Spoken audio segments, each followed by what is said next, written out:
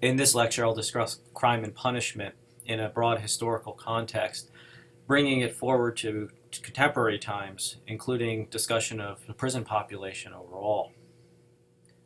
Some of the big questions to consider overall in this section: what do we actually mean by justice? And how do we conceptualize justice in a broader social and political context?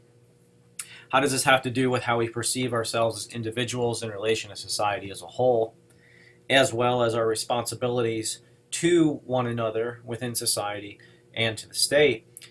And what rights do we have in context of the state as a whole? And of course, this differs quite markedly across different cultural settings as well as different states overall. So how is order to be maintained in society?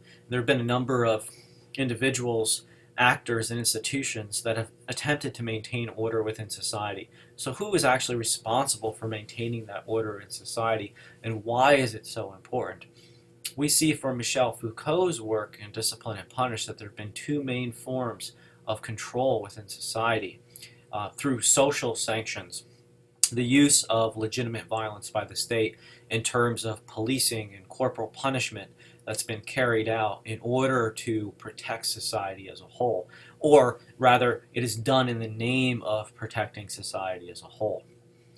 I'll start off with a discussion of some of the different types of punishment following Michel Foucault.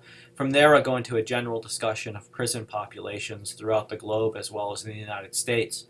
And then from there, go into a discussion of different ethnographic examples from anthropologists working in Brazil, France, and South Africa. So if you think about punishment and how it's changed over time, as well as how it's been displayed to the public as a whole, we can see some really marked differences. For example, being broken on the wheel or being drawn and quartered, these are not what many individuals would consider to be humane punishment today. Two, what has also disappeared has been the public hangings or public executions, the last one being recorded in 1936 with state-sanctioned hanging of individuals in Kentucky. Today, when the state decides to enact the ultimate penalty or the final solution for an individual who is beyond any sort of repair by the penal system, by the prison system, beyond any sort of reform that the individual can potentially do. The use of the death penalty is still prevalent. However, the Supreme Court has ruled time and again that this is not something that should be a public display as a whole.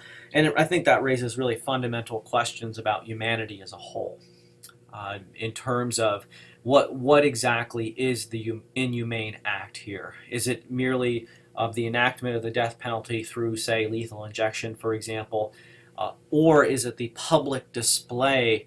And even if we look at this historically, the celebratory nature of the enactment of violence upon particular individuals in order to maintain the social order. I'm going to read a brief excerpt from Michel Foucault's book, Discipline and Punish, that he wrote in 1977. And he talks about two very different ways that society protects itself from criminal elements. And in the one sentence, an individual in 1757 is essentially sentenced to be taken, and this is from Foucault, taken and conveyed in a cart wearing nothing but a shirt, holding a torch of burning wax weighing 2 pounds.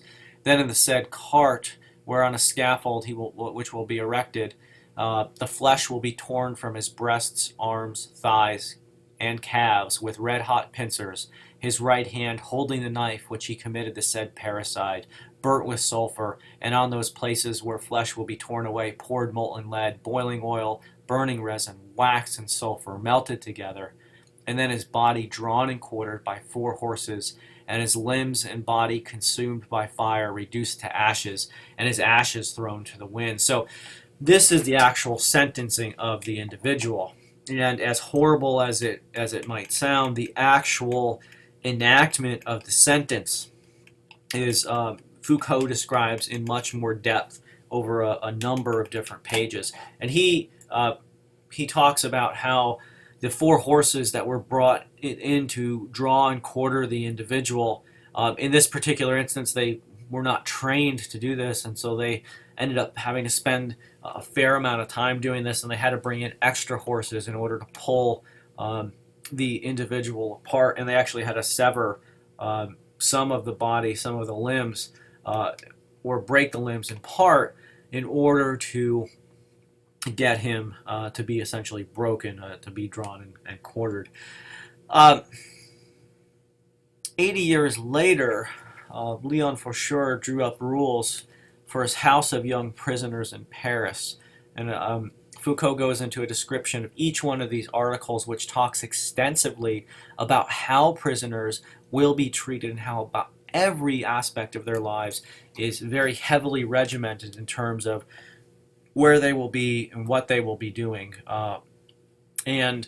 This goes into this notion of management of individuals, of disciplining individuals. I'll read a couple of these here to give you a sense of these practices in the mid-1800s in Paris. Article 17, the prisoner's day will begin at 6 in the morning in winter and at 5 in summer. They will work for 9 hours a day throughout the year. 2 hours a day will be devoted to instruction. Work in the day will end at 9 o'clock in the winter and at 8 in the summer. Article 18, rising. At the drum roll, the prisoners must rise and dress in silence. The supervisor opens the cell doors. As the second drum roll, they must be dressed and make their beds. At the third, they must line up and proceed to the chapel for morning prayer. There's a 5-minute interval between each drum roll. Article 19, the prayers are conducted by the chaplain, followed by a moral or religious reading. This exercise must not last more than half an hour. Article 20, work. At 5:45 in the summer, 6:45 in winter, the prisoners go down to the courtyard, where they must wash their faces and hands and receive the first ration of bread. Immediately afterwards, they form into work teams to go off to work, which must begin at 6 in summer and 7 in winter. And so Foucault talks about these very different events, this public execution and a timetable.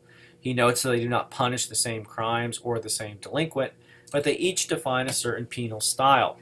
Less than a century separates them. It is a time when in Europe and the United States the entire economy of punishment was redistributed. It was a time of great scandals for traditional justice, a time of innumerable projects for reform.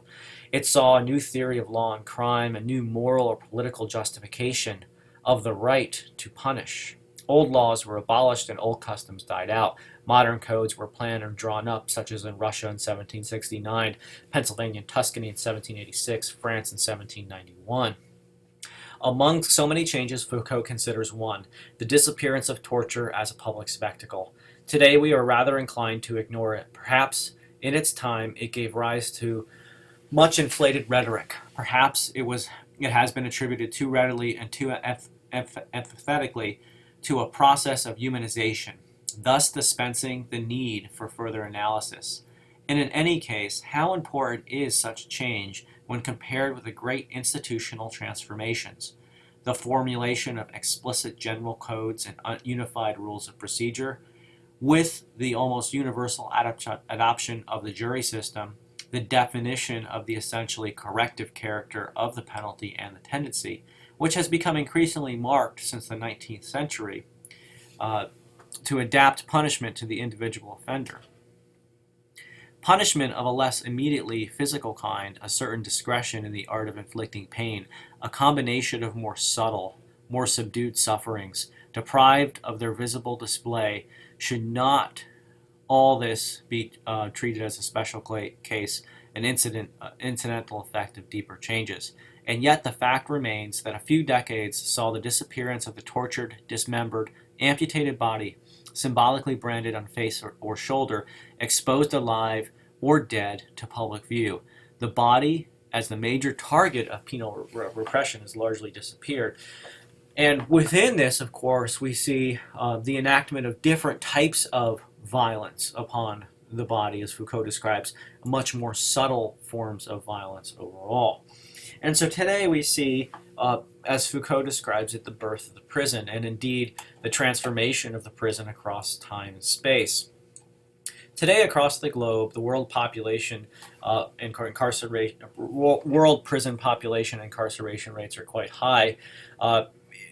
In certain countries, the United States, China, Brazil, all of these countries have very high rates of incarceration and total numbers of people in the population that are in prisons. This again shows relative size of country by by the prison population as a whole. So if you're more of a table type of person here, the United States of America has 2.2 million prisoners out of 10.2 million people in prison across the globe. China comes in second with 1.7 million, followed by the Russian Federation at 671,000, Brazil at 548, and India, Thailand, Mexico, Iran, Indonesia, and South Africa rounding out the list with 157. Social positioning matters quite a bit in terms of the prison population. It is not uniform across the United States. In particular, there have been a number of studies that have indicated gross disparities not only in policing but also incarceration and sentencing rates overall. So that you have per 10,000 people as defined by a particular race or ethnicity. Those as white, only 380 out of 100,000 people in that group are incarcerated. For Latino, it's 966, and for blacks, 2,207 individuals. So we can think a lot about what this says about society as a whole in terms of policing and enforcement, and how individuals within society conceptualize potential criminals. And I think in that regard, the two excerpts from ABC's What Would You Do on Racism that are available on Bolt really point that out within society, how race matters in public perceptions. And one of the things that we have to consider too is the likelihood of imprisonment overall. According to statistics, these are a little bit older, from 2003 data, or 2003 article from prison population from 1974 to 2001. 1 in 9 men will have there's a 1 in 9 chance for men to be in prison, 1 in 17 for white males, 1 in 3 for black males, 1 in 6 for Latino men. For women, it's 1 in 56. For white women, 1 in 111.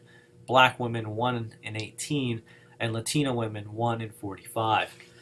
Christian Parenti, in his book Lockdown America, Police and Prisons in the Age of Crisis, discusses the unequal enforcement and sentencing of African American and Latino individuals and communities as a whole.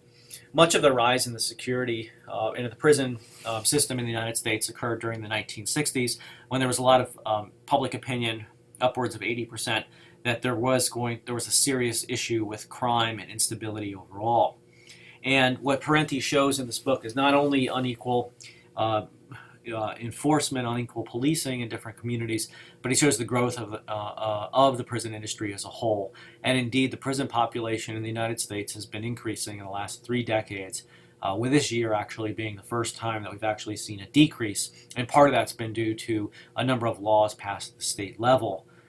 Along with this rise in the prison population as a whole and the increasing number of prisoners, we see a tendency towards privatization, the retreat of the state, and the use of private contractors in order to perform state functions, such as policing the border, detaining individuals. Here on the bottom here from the Tucson Citizen in 2008, you see a picture of an individual that works for Wackenhut, working on the U.S.-Mexico border for the detention of illegal immigrants. What Parenti talks about is the development of the prison industrial complex, that prisoners were historically utilized as a pool of cheap labor for industry. And increasingly there's been a marked shift from that to the prison building becoming an industry in and of itself, along with a number of individuals from private companies that are essentially, such as Wackenhut, that are in the security industry, that are working to essentially increase the number of prisons. And so this becomes, a lot of activists have called this into question in terms of the notion of supply and demand. You need more prisons, because there are more prisoners, and so this is a very serious ethical issue